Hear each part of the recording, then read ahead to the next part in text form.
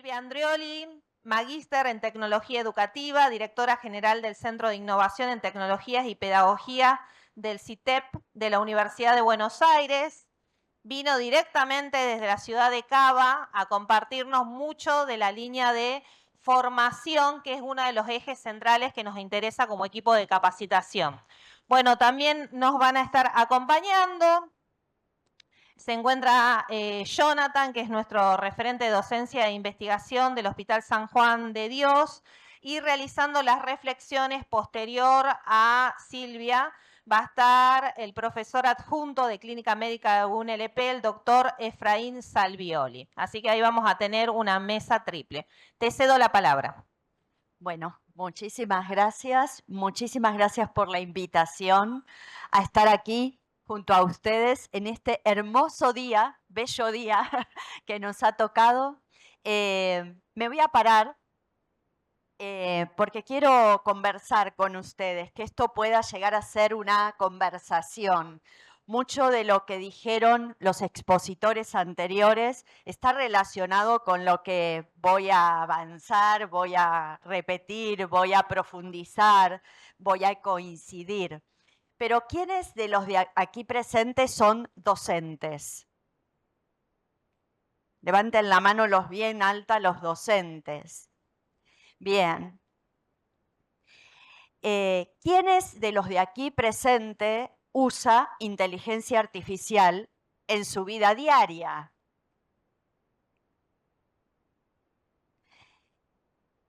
Y ahora me gustaría saber, quienes dijeron que lo usan en su vida cotidiana, ¿desde cuándo usan inteligencia artificial en su vida cotidiana? Díganme años.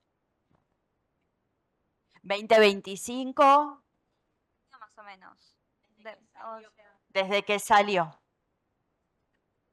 No este año, desde que salió. Desde el año pasado. ¿Por acá? 2025. Allá dicen, hacen así, dicen que sí. ¿Alguien distinto?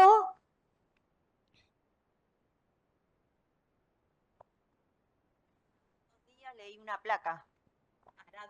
Hará 2 días puse la imagen de una placa y me dijo que tenía un neumotórax. Bien. Pusiste una placa en ¿dónde? En ChatGPT. Subiste una imagen. Bueno, lo interesante de toda esta historia es que ninguno de los que dijo que usa inteligencia artificial desde este año, el año pasado, desde el 2023, lo usa desde esa época. Estamos usando inteligencia artificial desde hace muchos años, muchos años. Y eso es un detalle muy importante, porque nos pasó desapercibido. Ni siquiera sabemos que estamos usando inteligencia artificial. Alejandro mencionó Netflix. No me digan que usan Netflix desde el 2025, ¿no? Lo usamos desde antes. ¿Quiénes usan Google Maps o Waze o cualquier otro para ir de un lugar al otro? ¿Desde el 2025? No. Y todo eso es inteligencia artificial. Son, como decía Alejandro, distintas inteligencias artificiales. En el ámbito de la salud, en la Facultad de Odontología, les preguntaron, de la Universidad de Buenos Aires, les preguntaron a los docentes si usaban inteligencia, esta misma pregunta que les acabo de hacer. Y lo interesante de la respuesta es que no se daban cuenta que ya hay el software que te permite escribir la historia clínica, pero después te dice si querés decir algo más o te ayuda en el diagnóstico, te está ofreciendo una alternativa que no habías pensado, la podés decidir si la tomás o no, y eso ya es inteligencia artificial. Por lo tanto, estamos habituados y la inteligencia artificial empezó a ser invisible. Y este es un poder importante de estas tecnologías. Para usar ChatGPT, lo único que necesitas es descargar la aplicación o entrar en el navegador, pero no tenés que hacer un tutorial, ¿no? Lo que ves es un renglón. Y como ves un renglón, automáticamente escribís y pedís. Y esta es una habilidad de estos sistemas diseñados para que la interfaz desaparezca y entonces masivamente nos sumemos a usarla. ¿Sí? ¿Quiénes le hacen preguntas al ChatGPT sobre sus vidas personales? No, allá me levantaron la mano, ¿sí? Alguien levantó la mano, o sea, valientes. Y algunos seguramente no levantan la mano, pero lo han hecho. Porque ahí otra mano se levantó. Porque esto es algo interesante. A los humanos todavía nos cuesta decir que usamos estos sistemas porque hay cierto prejuicio en que si lo usamos es porque en realidad nos está haciendo el trabajo, ¿no?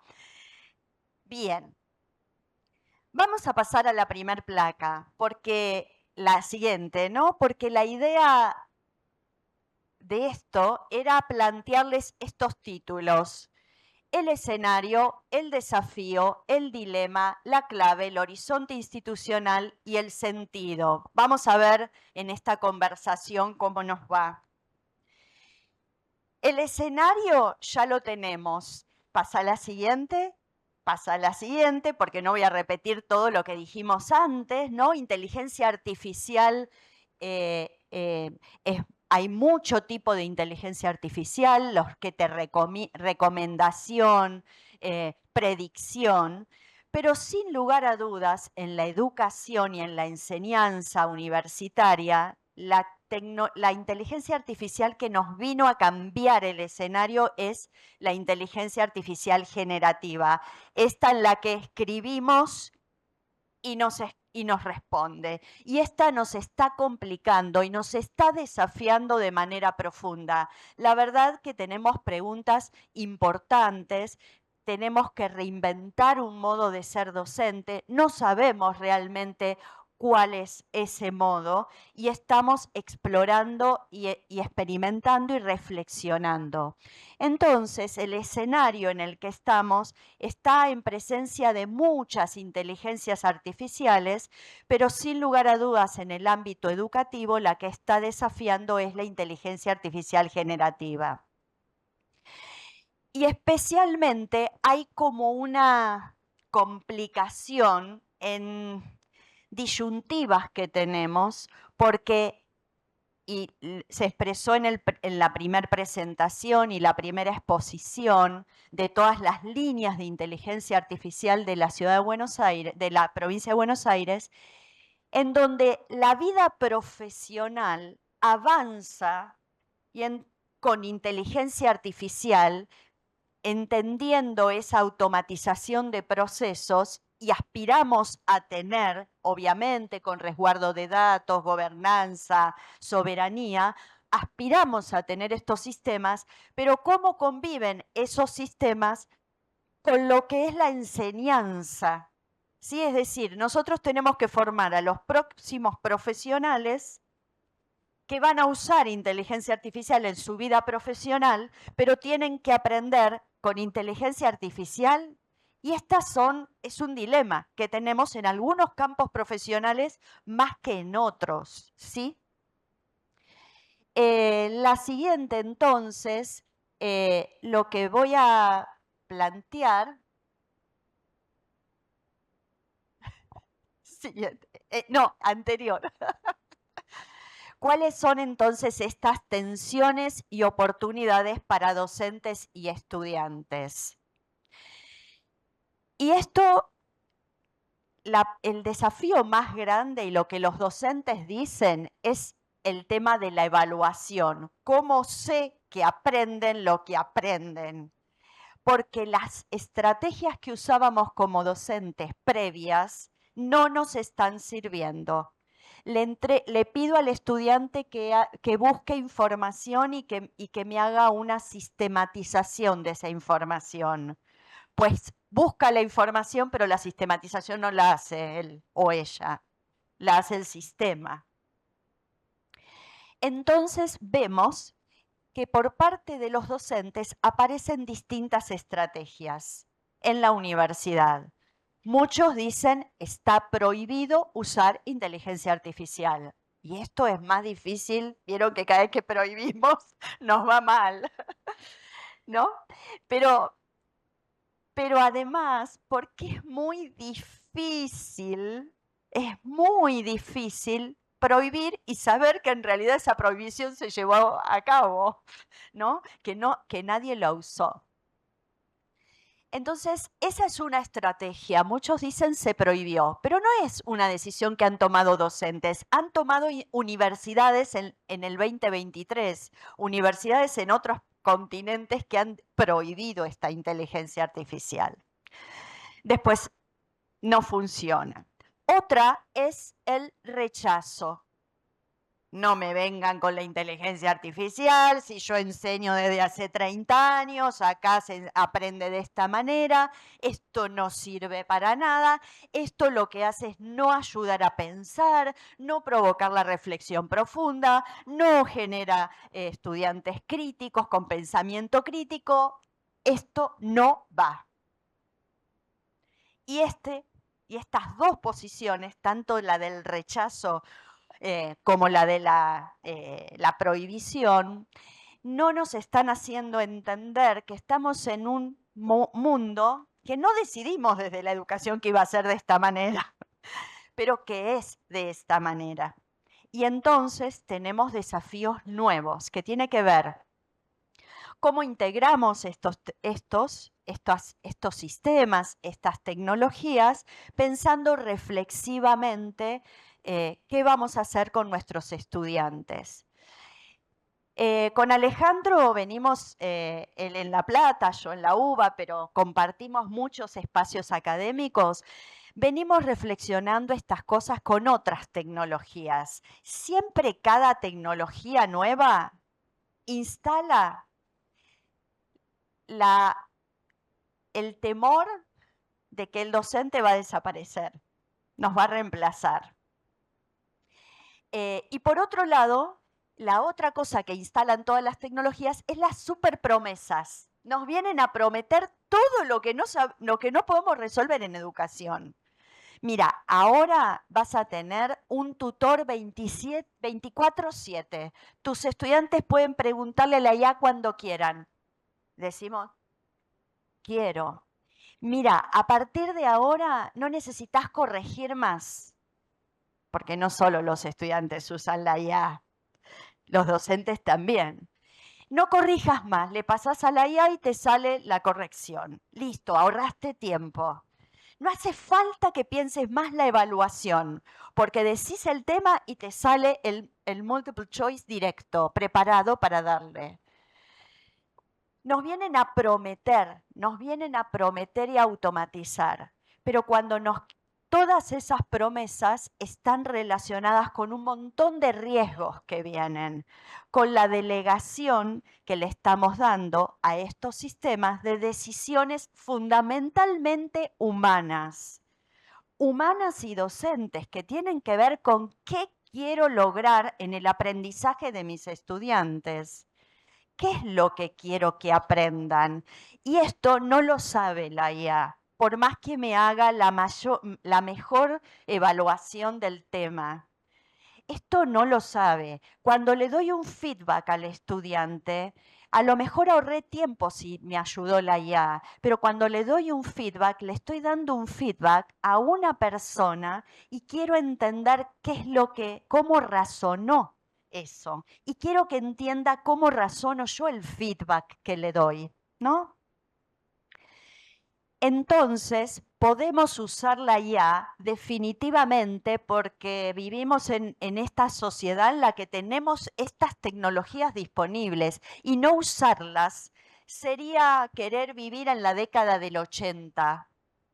No, ya está, esto ya pasó. tenemos estas tecnologías, pero tenemos que pensar críticamente cómo se insertan en la enseñanza universitaria. Salió una nota en una publicación de medicina, PubMed, a lo mejor la conocen, de analizar, o sea, es una publicación académica de investigadores en medicina y evaluación de pares, ¿no? Cada cosa que sale publicada en esa revista, en ese journal, pasó por distintos filtros.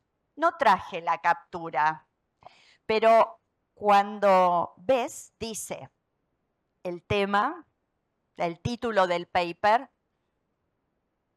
el resumen, los autores, la introducción. Vieron que todos tenemos que decir el resumen del paper, ¿no? Y el abstract, lo tenemos que hacer en inglés, que ahora nos viene bárbaro la inteligencia artificial para hacer eso. 300 palabras, listo. Esto en 300 palabras toma perfecto, sin una palabra de más ni de menos.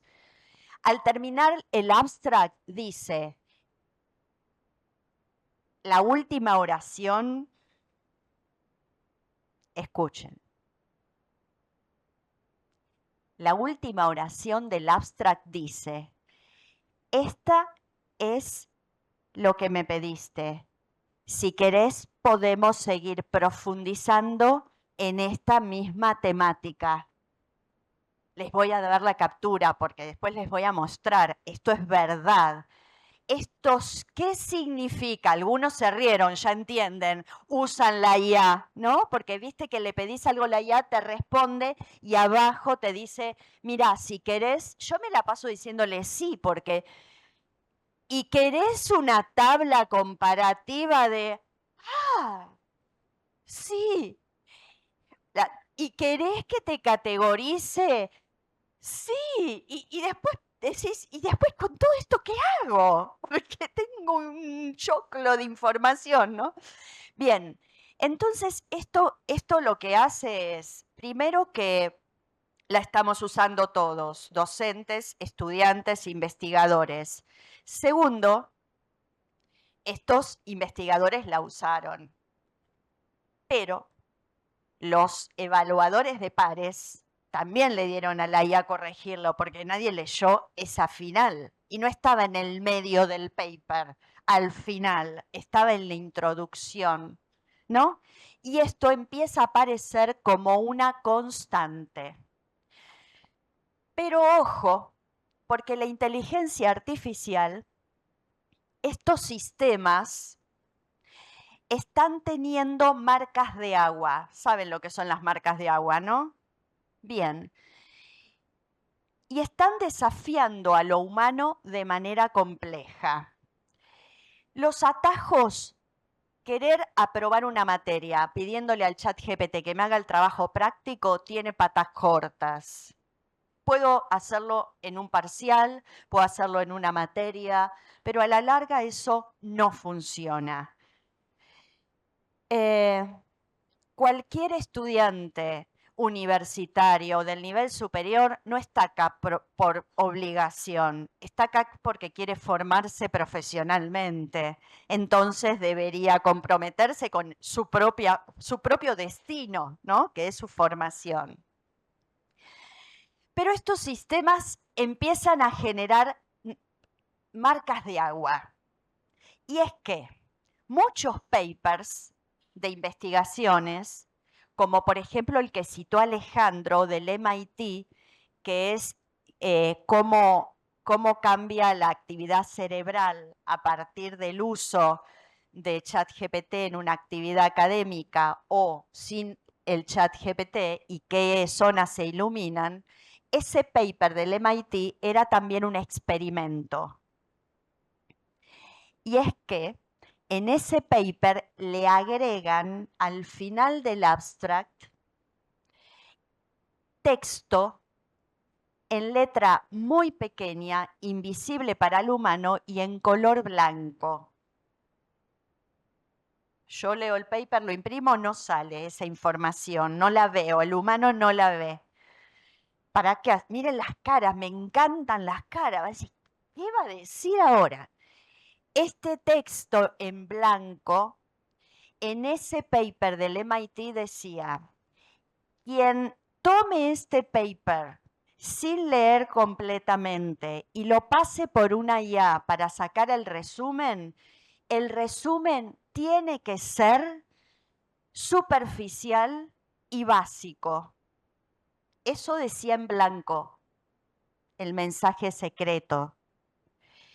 El feriado, un feriado que ahora no me acuerdo, fue en mayo, no me acuerdo, donde ese feriado todos los medios de comunicación de Argentina tomaron ese paper para instalar el debate de la IA en la escritura, usaron la IA, porque las conclusiones que tomaban en las notas periodísticas eran banalizando ese paper, que no es lo que finalmente dice el paper. La IA lee la letra en blanco, que nosotros no, pero la entiende. Entonces, si yo le paso ese paper, ¿se entendió el experimento? ¿Se dan cuenta? Bien, por lo cual acá tenemos un desafío muy importante. Primero, tener mucho cuidado, y este fue el video que pusieron al principio, que hizo el San Juan de Dios, sobre los discursos circulantes, sobre esos titulares que se nos venían muy rápidamente en el video, porque hay una narrativa sobre la inteligencia artificial demostrando las bondades de estas tecnologías y también queriendo generar susto en las personas de este reemplazo o este poder absoluto que tienen o esta maravillosa capacidad. Como dijeron al principio, ¿qué es lo que hacen? Velocidad, pero después profundidad. Esa está en nosotros, que somos los humanos, incluso usando estas tecnologías. Por lo tanto, en nuestras propuestas de enseñanza, lo que tiene que aparecer es claridad en qué significa el aprendizaje en nuestras disciplinas. Con IA, el estudiante va a ayudar a escribir, pero no va a ayudar a pensar. Tal vez nos ayude a tener otras ideas, pongámoslas sobre la mesa. Los docentes de odontología, de medicina, de veterinaria con los que estoy dialogando en la Universidad de Buenos Aires, nos dicen todo el tiempo que en realidad lo que sucede en la clase no tiene importancia si el estudiante usó o no usó la IA, porque lo que se busca en la clase es reflexionar profundamente, cuestionar eso que aparece. Una docente me decía la semana pasada, me llegó un texto escrito. Bien, era algo que no estaba bien. Entonces le digo al estudiante, ¿vos podés sostener esta idea? Y el estudiante no podía ni defenderla, ¿sí? Pero no es, hay sistemas también de inteligencia artificial que te dicen si el texto fue escrito automáticamente, ¿no? 90% de escritura automática, mecánica. Hicieron una prueba en la Facultad de Farmacia y Bioquímica, y les pidieron a los docentes que habían publicado hace 15 años que pasaran sus papers por este sistema para ver qué les daba, sabiendo que el paper escrito hace 15 años no tenía ya, era humano, ¿no? Y les salió 95% escrito automático.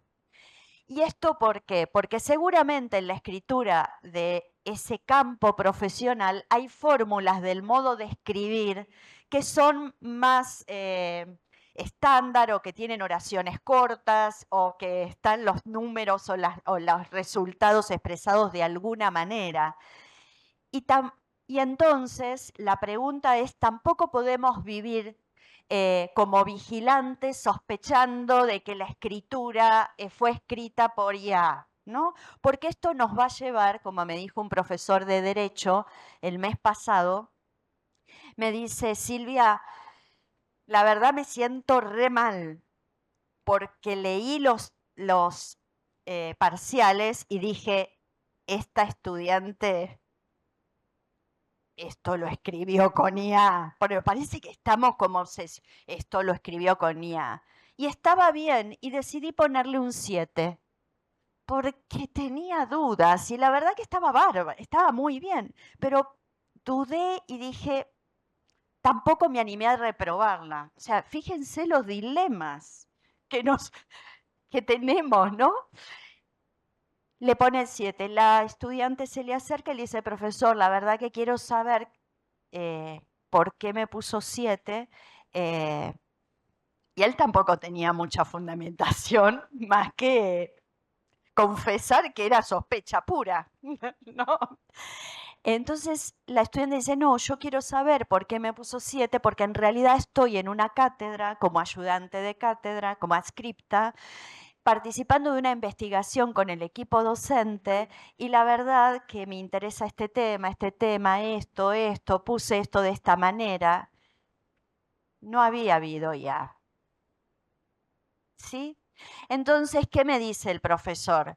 Me siento pésimo, estoy mal, no puedo ir por la vida sospechando de todo esto. Está mal esto que estoy pensando.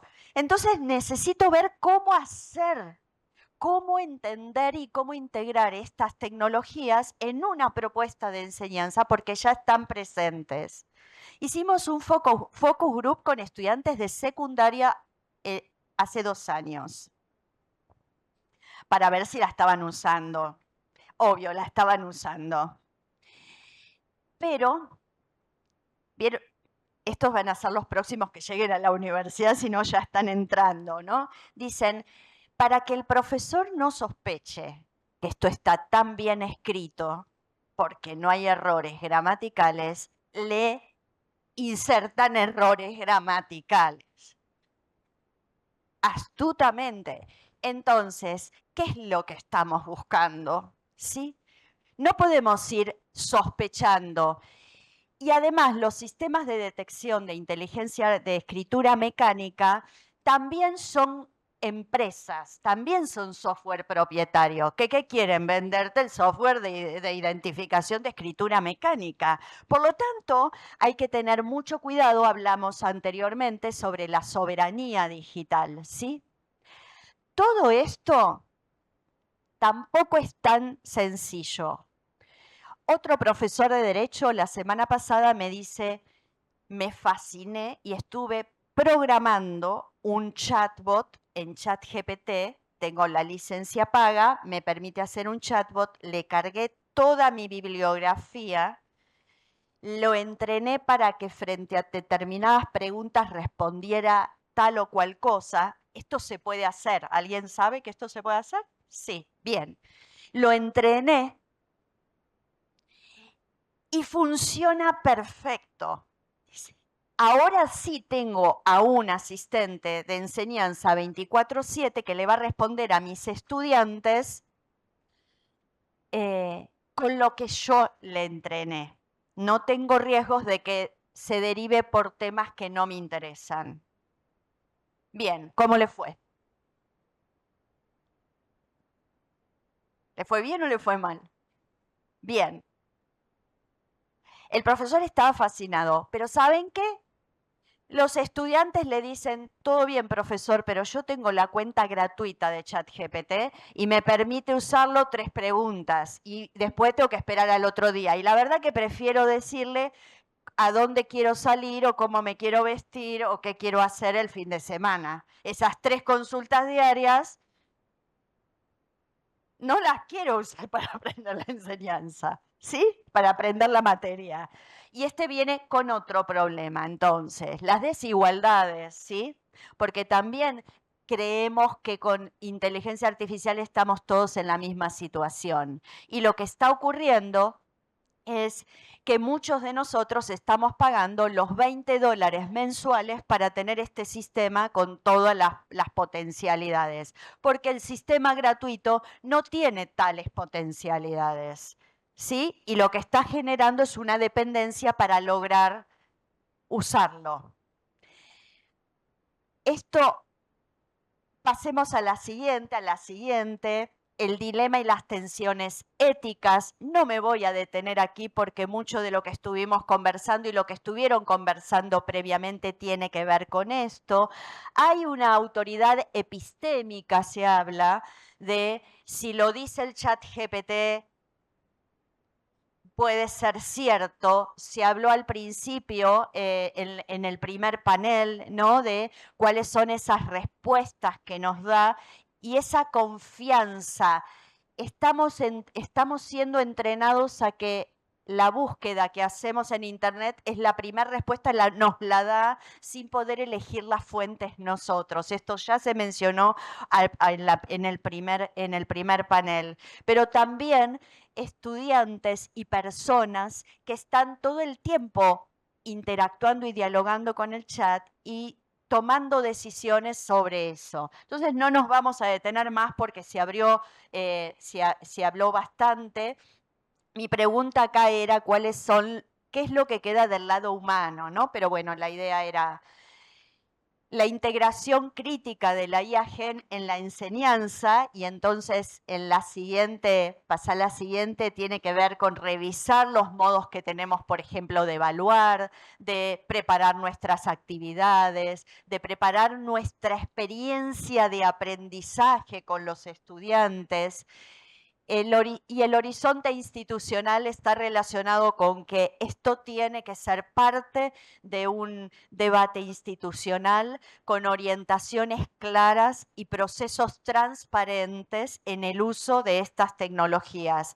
Si ustedes como docentes utilizan la inteligencia artificial, transparenten de qué manera la usan, porque es parte también de enseñar a los estudiantes cuáles son los usos que hace un docente especialista en su disciplina, en donde, y esto también se mencionó, lo importante no es la primera pregunta que le hacemos, sino las siguientes preguntas que le vamos haciendo para refinar esto que nos devuelve la IA. Y cuantos más refinadas sean esas preguntas, que por cierto, para poder hacerlas tenés que saber del tema, mejores resultados vamos a tener. Y es ahí cuando la IA empieza a ser realmente un potenciador de nuestra capacidad cognitiva y de nuestra inteligencia. Y para ir finalizando ya en la siguiente, mucho de lo que estoy hablando está en la siguiente, en estos puntitos. Siguiente.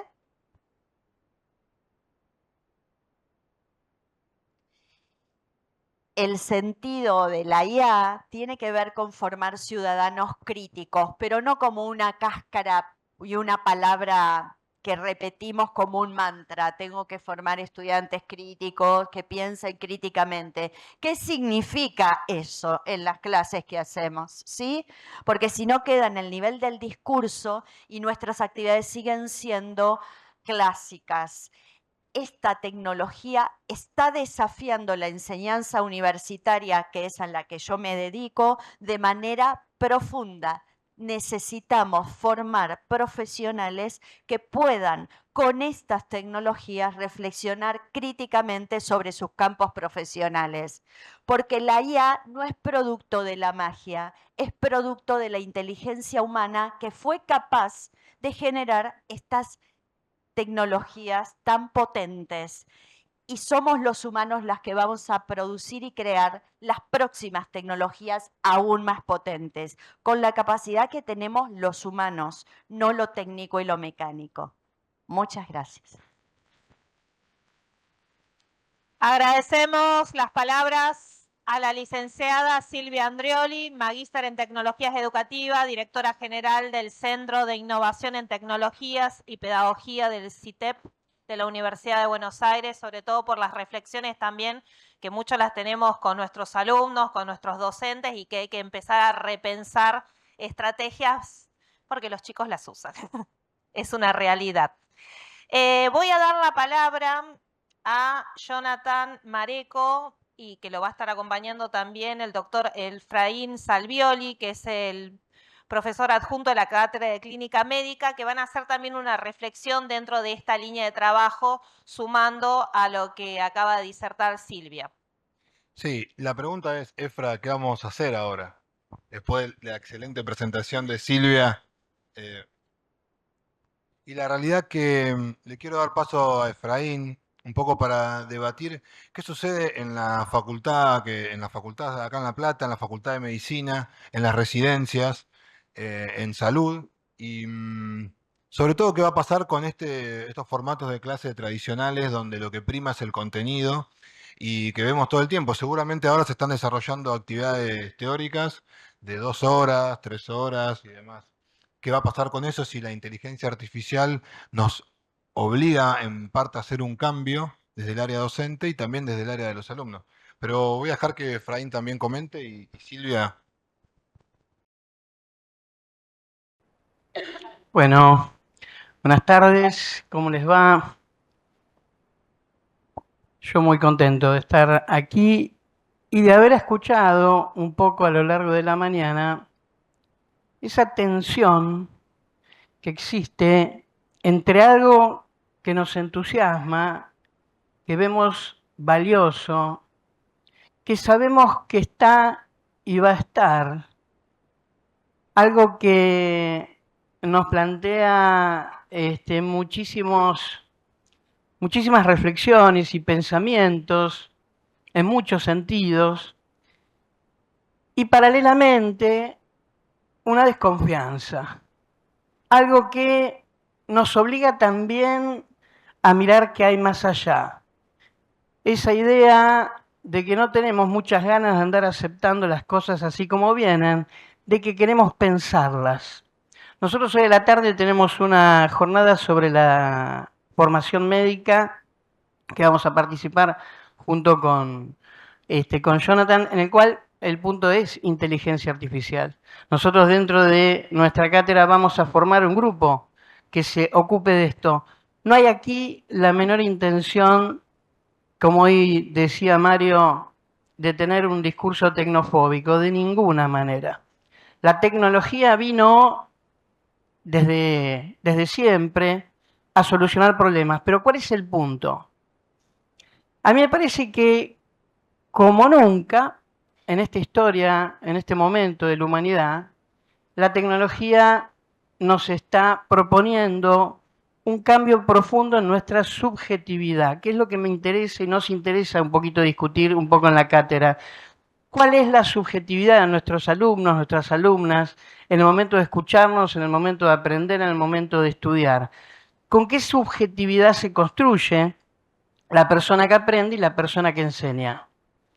La idea de una inteligencia artificial, artificiosa, una inteligencia construida por nosotros mismos con algún objetivo, que es lo que también tenemos que pensar, nos interpela ferozmente en relación a nuestra subjetividad como seres humanos.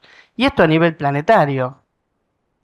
El ser humano ha construido una idea de progreso vinculada a qué tanto puedo manejar la naturaleza. La idea de progreso de manejar la naturaleza y mover un tren a vapor, la idea de progreso de poder acceder a diferentes conocimientos a través de diferentes herramientas, la idea de progreso vinculado a convertir el rayo en un celular, digamos, por así decirlo, es una idea de progreso sostenida sobre la idea de que el ser humano tiene que controlar la naturaleza. Cuanto más controlamos la naturaleza, más progresamos. Y eso es una idea de progreso que nos trajo desde Colón, pasando por la Revolución Francesa hasta ahora, en el cual es la razón la que domina. Habría que pensar si esta idea de progreso nos llevó a buenos lugares en la historia de la humanidad. Pensemos en el siglo XX y pensemos las subjetividades que se formaron en el siglo XX alrededor de esta idea de que progresar es controlar la naturaleza. Hoy lo que nos plantea, ¿quién nos plantea? No sabemos, ¿no? El sistema, la sociedad, el capitalismo, no sabemos quién nos plantea. Porque esa es otra, no sabemos. quién está, quién es, quién decide. ¿De quién es esa inteligencia? No sabemos. Pero lo que nos plantea la actualidad es que el ser humano ha logrado aproximarse a manejar un área de la naturaleza que no es la luz, el agua, la electricidad, un área de la naturaleza que nada más y nada menos nos distingue de las otras especies. Eso es imposible que no haya un impacto en nuestras subjetividades, en quiénes somos, ¿no? En para qué estamos, qué es pensar, qué es pensar hoy, ¿no? Alejandro decía lo de la deuda cognitiva, qué interesante, ¿no? ¿Cuántas deudas? Encima nos convierten en deudores. ¿Cuántas deudas? No solamente cognitivas, puede haber deudas de crítica, puede haber deudas, digamos, de análisis epistemológico, en el sentido de, si no nos preguntamos ciertas cosas, alguien va a ocuparse de responderlas. Yo creo que nuestros alumnos, alumnas, también hablo desde la perspectiva docente, ya que tengo más años docente que de médico y siempre hablo desde ese lugar. Yo creo que todos estamos atravesados por ese cambio paradigmático en la subjetividad de qué es ser humano hoy, de qué es pensar hoy, de qué es estudiar hoy, atravesados por una inteligencia artificial que, si no nos supera ahora, nos va a superar.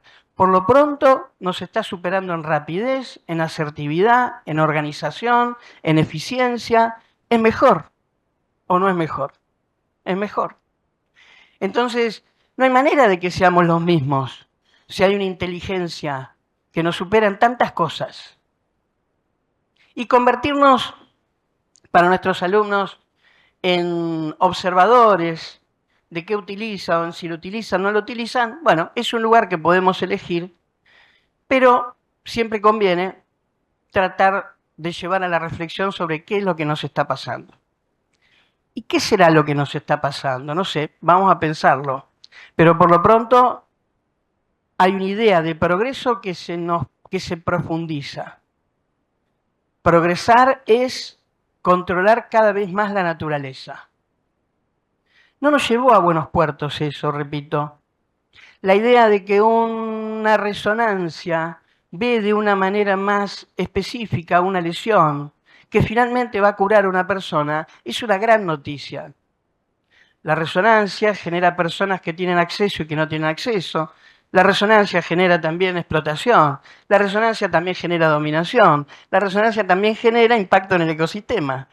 Pagamos como humanidad esa idea de un progreso en el cual manejar la naturaleza cada vez más nos convierte en mejores. Alguien decía que Walter Benjamin, un filósofo en el cual pensó la Segunda Guerra Mundial, decía que la razón encumbrada en los principios de la Revolución Francesa nos llevó a Auschwitz, por ejemplo, ¿no? Para ser así dramático. ¿A dónde nos va a llevar esta razón? ¿A dónde nos va a llevar esta idea de progreso? ¿O tenemos que construir, a partir de esta incomodidad que nos genera una inteligencia artificiosa, tenemos que construir otra idea de progreso?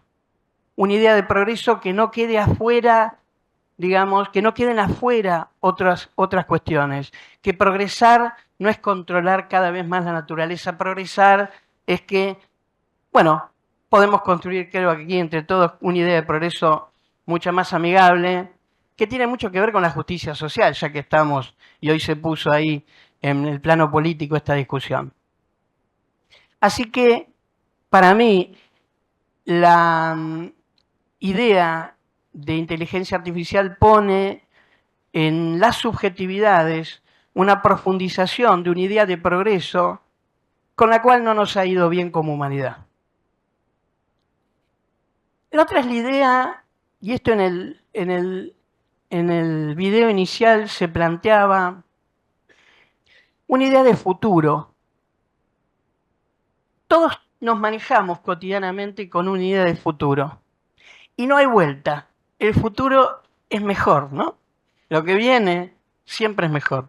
Lo que viene es la gran promesa, es la esperanza, ¿no es cierto? De hecho, se terminaba, creo, el video con una idea de un futuro a construir. ¿Qué se nos está proponiendo en esta vuelta de rosca de controlar la inteligencia humana? Una especie de futuro en el cual quizá el humano sea prescindible. Vamos a ser dramáticos de nuevo. Una idea de futuro en el cual no estemos. ¿Por qué no? O que estemos para otra cosa que hoy no nos imaginamos. ¿Por qué no? Una idea de futuro que pueda prescindir de nuestra inteligencia o que pueda prescindir de algo de nosotros. Es decir, por primera vez en la historia de la humanidad, yo creo que hay una construcción de idea de futuro que podría prescindir de nosotros. Podría ser. Errar es humano, no errar es robótico. ¿Quién quiere errar? Nadie.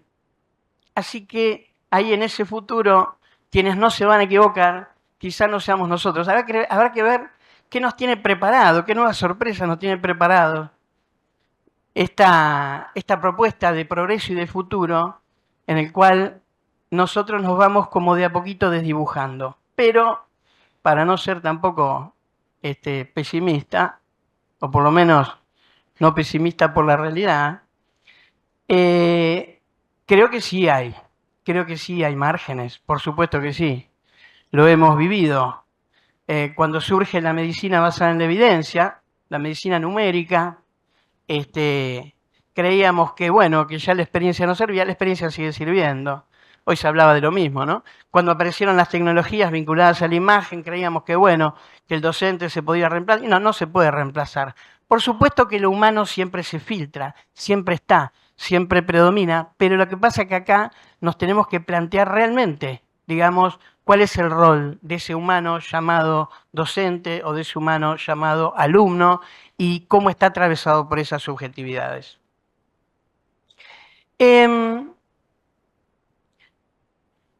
Un poco estas dos ideas me parecen importantes, más que nada porque todos los que estamos aquí trabajamos con un área de la actividad humana que tiene al ser humano en el centro, está en el medio.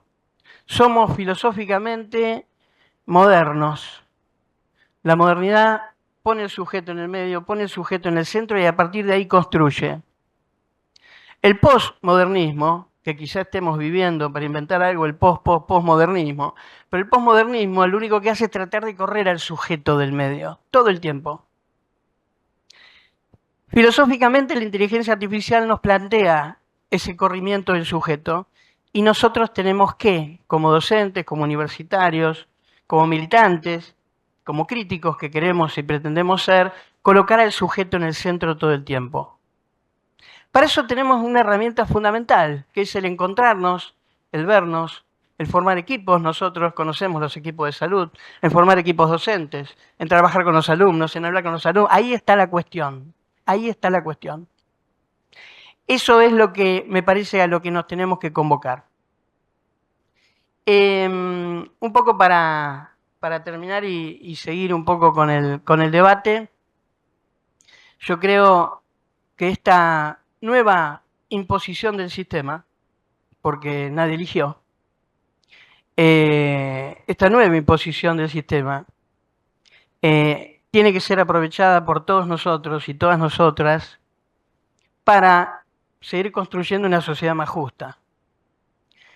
Si nosotros no estamos atentos y atentas a eso, una vez más, los recursos, la tecnología, lo que nos hace bien, lo que nos facilita la vida, lo que de alguna manera nos mejora en algún punto individual o en alguna colectividad chica, va a ir en contra de los grandes principios de la humanidad. Y creo que ahí, en nuestras aulas, que son los lugares donde se generan nuestras batallas cotidianas, el ser humano siempre hay que ponerlo en el medio.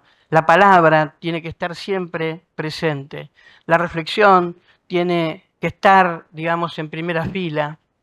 La crítica a una inteligencia que se construye no sabemos bien desde dónde, pero interpretamos de que hay grupos económicos que están interesados en ciertos conocimientos y desinteresados en otros, eso tiene que estar siempre, eso tiene que estar siempre.